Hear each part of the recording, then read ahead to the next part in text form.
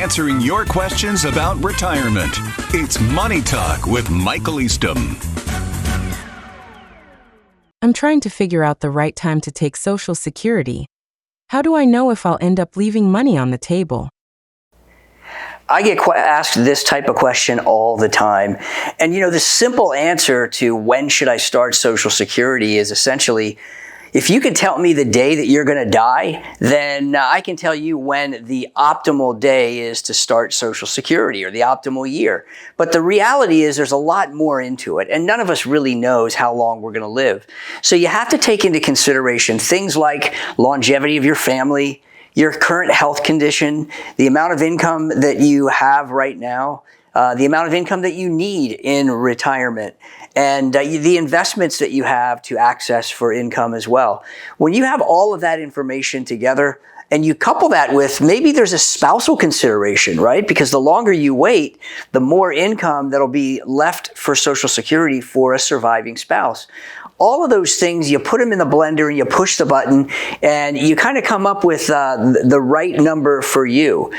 Because of course, if you start Social Security at 62, which is the earliest time that you can start it, you're going to take a 25 or 30% haircut depending on when your full retirement age is. If you wait till full retirement age, you'll get that primary insurance amount, which is the unadjusted amount for Social Security. But of course, the longer you wait beyond your full retirement age, you'll get an 8% increase for just delaying your Social Security. Now, you can only do that up to age 70. So the last year that you'll want to start Social Security is age 70.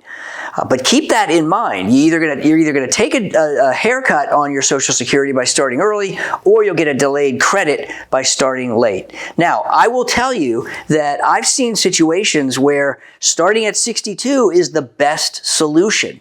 I've also seen other situations where starting at age 70 is the best solution.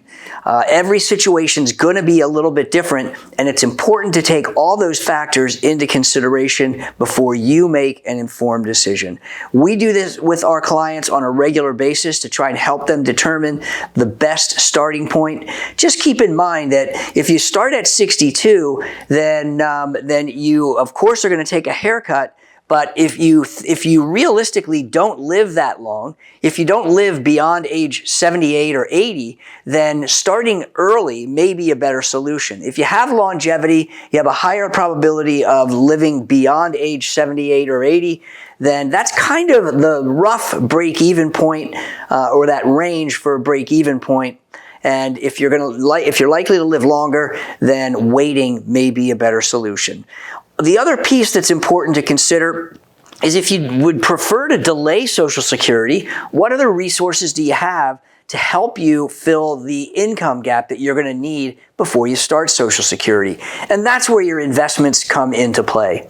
So I hope that was helpful. Lots of other things, and every situation is going to be a little bit different, but certainly reach out to us. We can take a look at your situation. Now, if this information was helpful to you, please make sure you like and subscribe so that you get updated information on a regular basis.